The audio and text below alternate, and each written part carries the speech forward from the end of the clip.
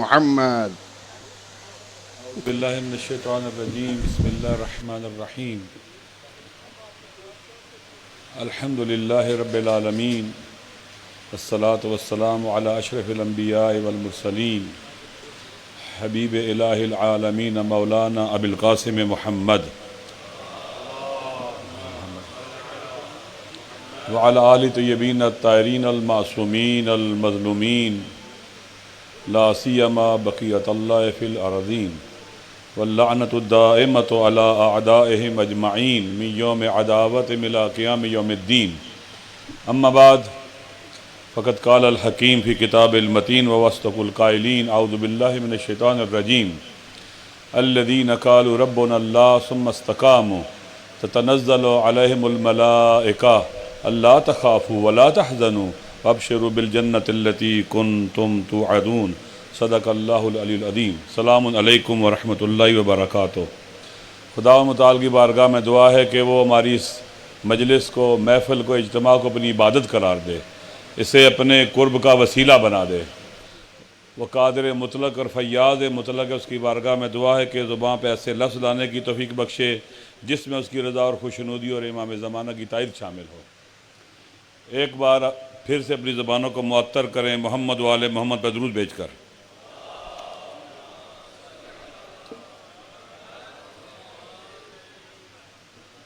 میرے خیال میں مکتب تشیع کی اجتماعی جدوجہد اور مبارزات کی تاریخ میں آج کا دن بھی ایک سنگ میل اور بہت اہمیت کا حامل ہے، سنگ میل کی حیثیت رکھتا ہے اور بہت اہم اور بہت اہمیت کا حامل ہے کہ ہمارے بزرگوں نے ایک ایسا گلدستہ سجایا اور پورے پاکستان سے نمائندہ افراد کو، مؤثر افراد کو، علماء کو، ذاکرین کو، وعاظ کو، خطباء کو یہاں دعوت دی، بلایا اور آج ہم یہاں پر موجود ہیں. قوموں کی تاریخ میں نشیب و فراز آتے رہتے ہیں، بالخصوص ایسا مکتب جو ظلم ستیز ہو، جس کے امام کا یہ شعار ہو ہیہات من ذلہ، جس کے امام کا یہ پیغام ہو انی لا اری الموت الا سعادہ ولا الحیات مع الظالمین الا برما، جو ظلم ستیزی کا سبق دے، وہ مکتب جو معاشرے کے اندر ظلم و فساد کے خلاف جدوجہد کرنے والوں کا اور شہید ائمہ کا مکتب ہے. اس کے دشمن زمانے کے یزید ضرور ہوں گے اور ہونا چاہیے، اور ہماری تاریخ گواہ ہے اس کے اوپر. طول تاریخ میں مولا امیر المومنین کے گلے میں رسی، بی بی کے دروازے پر آگ، وہاں سے شروع کریں اور آج تک دیکھتے چلے جائیں آپ. ہم نے مشکلات کا دور گزارا ہے. رسول کی بیٹیوں کا بازار میں جانا ہمارے سامنے ہے، امام کا سر نوک نیزہ پر ہمارے سامنے ہے، ائمہ کی تاریخ، زندانوں میں جانا اور شہید ہونا ہمارے دوستوں نے بیان کیا ہمارے سامنے ہے. یہ سب چیزیں اس بات پر گواہ ہیں کہ ہم نے مشکل دور گزارا ہے. ہر دور میں ہم نے دشمنیاں دیکھی ہیں اور مشکلات جھیلی اور سہی ہیں. ان کا مقابلہ ہمارے ائمہ علیہ السلام نے، ان کے پیروکاروں نے اور ان کے علماء نے بصیرت کے ساتھ، آگہی کے ساتھ، شعور کے ساتھ، ہمت کے ساتھ، جرأت کے ساتھ اور دلیری کے ساتھ کیا ہے. اس وقت پاکستان، آپ جانتے ہیں ہم قوم میں طالب علم تھے، اس وقت سے مشکلات ہے پاکستان کے اندر. یہاں مختلف نشیب و فراز سے ہم گزرے ہیں، مشکل دور ہے. اس سے پہلے بھی تھے، راولپنڈی میں بھی جب روز عاشور کا واقعہ ہوا تو بعد میں سب نے دیکھا وہ خود انہوں نے کیا تھا، ایک مرکز سے وہ شروع ہوا تھا تاکہ پاکستان میں فتنہ کھڑا کیا جائے. آج بھی اس ملک کے اندر فتنہ اور فتنہ گر ہمیں ہر طرف ایسے اقدامات کرتے ہوئے نظر آتے ہیں جو کہ اس وطن کے لیے بھی نقصان دہ ہیں، امت اسلامی کے لیے بھی نقصان دہ ہیں اور تمام انسانوں کے لیے نقصان دہ ہیں. لہٰذا یہاں پر میں کوئی طولانی گفتگو نہیں کرنا چاہتا. جیسے پہلے جمع مردی کے ساتھ، حکمت اور تدبیر کے ساتھ مقابلہ ہوا، انہوں نے شکست کھائی، اب بھی فتنہ گر شکست کھائیں گے. یہ اجتماع جو آج یہاں ہوا ہے یہ اس بات کی دلیل ہے کہ انہوں نے شکست کھانی ہے، یہ کبھی کامیاب نہیں ہو سکتے، منفی قوت معاشرے کی ناکامی ان کا مقدر ہے۔ لیکن شرط کیا ہے کہ جو پازیٹیو فورسز ہیں، جو مثبت کام کرنے والی قوتیں ہیں، یہ مل کر اچھی پلاننگ کے ساتھ، بہترین اسٹریٹجیز کے ساتھ، بہترین ٹیکنیکس اور ٹیکٹکس کے ساتھ معاشرے میں حاضر ہوں، موجود ہوں اور آگے بڑھیں۔ اس کے لیے 2-3 کاموں کی ضرورت ہے جو بیانیہ آنے والا ہے وہ اس میں کافی چیزیں ہیں تو میں تکرار نہیں کرنا چاہتا۔ نمبر 1، شارٹ ٹرم اقدامات، جیسے یہ اجتماع ہوا ہے اسی طرح کے اجتماعات ہونے چاہیے شارٹ ٹرم، جس میں قومی یونٹی اور وحدت نظر آئے۔ جیسے بعض برادران نے کہا کہ ہمیں معتدل اہل سنت علماء کے ساتھ رابطہ کرنا چاہیے، یہ باہر کی بات ہے۔ سب سے پہلے اپنا ہاؤس ان آرڈر کرنا، ہمیں بانیان مجالس سے رابطہ کرنا چاہیے، ہمیں ذاکرین اور خطباء سے رابطہ کرنا چاہیے، ہمیں عزاداروں کے ساتھ رابطہ کرنا چاہیے جو مؤثر ہیں، شیعہ مؤثر شخصیات سے رابطہ کرنا چاہیے۔ یہ مسلسل، یہ فوری اقدامات کرنے والے ہیں۔ ہمارے مظاہرے ہو رہے ہیں، ہماری طاقت کا دن محرم سفر، ہماری طاقت کا 20 سفر چیلم کا دن ہماری طاقت کا مظہر اور تجلی ہونی چاہیے۔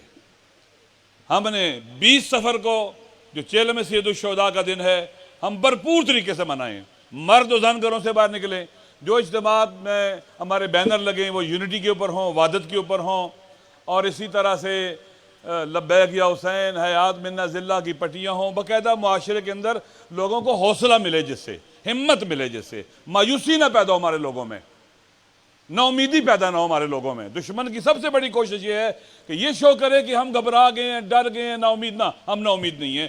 ہم اگر یہ بات کرتے ہیں کہ اپنے ہاؤس کو اندر سے نارڈر کرنا ہے اور سخت اقدامات کرنے ہیں، یہ کسی کے خوف کی وجہ سے نہیں ہے، کسی کے ڈر کی وجہ سے نہیں ہے، ہم خود سے اپنے اقدامات کو کریں گے۔ لہٰذا اندرونی طور کے اوپر ہمیں اپنا ہاؤس ان آرڈر کرنے کے لیے ان تمام طبقات سے رابطے کرنے چاہیے۔ ذاکرین سے رابطہ ہونا چاہیے، انہیں بتلانا چاہیے کہ ملک کے حالات کیا ہیں، دنیا کے حالات کیا ہیں، دنیا کدھر جا رہی ہے اور کتنے نقصانات ہوتے ہیں خطباء کے ساتھ۔ خالی ذاکر نہیں، خطباء بھی ہیں، بعض معمم لوگ بھی ایسی باتیں کرتے ہیں جو نہیں کرنی چاہیے۔ سب کو سمجھانے کی ضرورت ہے، سب سے بات کرنے کی ضرورت ہے، اور اگر کوئی نہیں سمجھتا، جیسے کسی دوست نے یہاں کہا تھا ثاقب بھائی نے کہ توبہ کا دروازہ بھی کھلا رکھے، اگر کوئی واپس آنا چاہتا ہے اس کو واپس آنے دیں، اور اگر کوئی نہیں آنا چاہتا ہے پھر اس کے لیے اقدامات بھی ہو سکتے ہیں۔ لہٰذا ذاکرین کے ساتھ، خطباء اور واعظین کے ساتھ ہمارے رابطے ہونے چاہیے، ضروری رابطے ہونے چاہیے، ان کو سمجھانا چاہیے، میں مسائل کو، مشکلات بتلانی چاہیے تاکہ ہم اس فتنے کو غالب آ سکے جو ہمارا دشمن کھڑا کر رہا ہے۔ اسی طرح سے اہل سنت کے ساتھ رابطہ بہت ضروری ہے۔ چند دن پہلے جو ملی جتی کوثر کا اجلاس کراچی میں بہت مفید تھا، میں خود بھی ملتا رہتا ہوں، اور بھی دوست مل رہے ہیں، بزرگان سب کے رابطے ہیں۔ اس کو بہتر کیا جائے اور اس کو اچھا مفید بنایا جائے، نتیجہ بخش بنایا جائے۔ اس کے لیے مختلف اقدامات ہو سکتے ہیں، مل کر کانفرنسیں ہو سکتی ہیں، پریس کانفرنسز ہو سکتی ہیں، ملاقاتیں ہو سکتی ہیں، عوام تک پیغام پہنچایا جا سکتا ہے۔ یہ فوری طور پر 20 سفر کا۔ پھر 12 ربیع الاول آ رہا ہے، 12 ربیع الاول کو ہم شیعہ سنی یونٹی کے طور پر منائیں اور باقاعدہ قریب کریں لوگوں کو۔ پھر لانگ ٹرم اور مڈ ٹرم یہ ہے کہ ہمارے مدارس کے اندر، ہمارے اندر اچھے خطباء، واعظین، ذاکرین تربیت کیے جائیں، ان ذاکرین کی، خطباء اور واعظین کی تربیت کا بندوبست کیا جائے، باقاعدہ اس پر ہمیں توجہ دینی چاہیے، انویسٹمنٹ کرنی چاہیے، جتنی کر سکتے ہیں بہتر ہے، فائدہ ہے اس کا، تاکہ ممبر پر ایسے لوگ جائیں۔ میری چند دن پہلے ذاکرین سے بات ہوئی، مجھے وہ کہہ رہے تھے آپ ہمیں لکھ کے دیں، 15 روزہ ماہانہ ہمیں اخلاقی احادیث لکھ کے دیں، علماء کے واقعات لکھ کے دیں، جو ہم کہیں گے ہم اس کو بیان کریں گے، لوگوں تک پہنچائیں گے۔ ایک ایسا پدرانہ رویہ ہونا چاہیے، مشفقانہ رویہ ہونا چاہیے، سمجھانے والا ناصحانہ رویہ ہونا چاہیے، اور پھر بھی اگر کوئی نہیں مانتا ہے تو پھر اس کے بعد انسان جو ہے نا اگلے قدم اٹھا سکتا ہے۔ لہٰذا یہ کام ہونا چاہیے مدارس کے اندر بھی کہ خطباء واعظین کی تربیت، باقاعدہ اس پر توجہ دیجیے، ذاکرین کی تربیت۔ مجھے یاد ایک زمانے میں ہمارے مدارس کے پڑھے ہوئے جو ذاکرین تھے، وہ بہت ان کی تبلیغی مجالس ہوتی تھی اور بہت اس کا اثر ہوتا تھا، خدا انہیں کے لیے کی رحمت کرے، بہت سے دنیا سے چلے گئے ہیں۔ ممبر پر توجہ دینی چاہیے، اور لانگ ٹرم جو ہے باقاعدہ ہمارا مرکز تحقیقات ہونا چاہیے، جہاں پر بیٹھ کر ہم علمی حوالوں سے، جیسے قبلہ صاحب کہہ رہے تھے کہ ہمیں تحقیقی حوالوں سے، علمی حوالوں سے اپنا موقف بیان کرنا چاہیے۔ میڈیا کے اوپر توحید شیعہ مطرح ہونی چاہیے، شیعہ تو کمپیریٹیولی بیان کی جا سکتی ہے. جیسے میں چند دن پہلے قبلہ شیخ صاحب کی خدمت میں حاضر ہوا تھا تو انہوں نے فرمایا تھا کہ اس دن بھی کسی سے بات جب ہوئی تو جب شیعہ کی توحید صفات ذات عین ذات اور دوسری توحید کا سلسلہ مطرح کیا تو وہ حیران ہو رہے تھے. ہمیں اپنے کمپیریٹیولی جو ہے مقایسے چیزیں جو ہے نا اچھی حکمت تدبیر کے ساتھ بغیر لڑائی جھگڑے کے بغیر خدا نخواستہ کسی کی توہین کیے ہوئے ہمیں ان چیزوں کو اپنے جتنا بھی ہمارا مکتب تشیع کے اصول دین ہے، فروع دین ہے، اخلاق آل محمد ہیں، مناجات ہیں، دعائیں ہیں، یہ تمام چیزیں آج سوشل میڈیا کا دور ہے، لوگوں تک باتیں پہنچ سکتی ہیں. باقاعدہ یہ کام شروع ہونے چاہیے اور ان کو پھر وائرل بھی کیا جائے. آخری بات دیکھیں، جیسے سب دوستوں نے کہا کہ دشمن سوتا نہیں ہے، وہ غافل نہیں رہتا، وہ فرصت میں کمین میں بیٹھا رہتا ہے اور وار کرتا ہے. جیسے ابھی ہمارے تمام فقہا نے کہا کہ اہل سنت کے مسلمہ مقدسات کی توہین حرام ہے. ایک آدمی جو عالم بھی نہیں ہے، ذاکر ہے، ایک خطیب ہے، اس کی بات کی اتنی اہمیت اور تمام شیعہ علماء فقہا عقلاء کی بات کی کوئی اہمیت ہی نہیں ہے، کوئی ویلیو ہی نہیں ہے، اسے سنا ہی نہیں گیا ہے، سننے کو تیار نہیں ہے. کم از کم ان کے عقلاء کو یہ بات سمجھانی چاہیے کہ بھائی ایک ہم صاحب آپ کے ساتھ ملتے ہیں، ہمارے فقہا کے فتاوی ہیں، تمام فقہا کے فتاوی ہیں. ایت اللہ سستانی حفظہ اللہ نے کہا سنی ہمارے بھائی نہیں، ہماری جان ہے.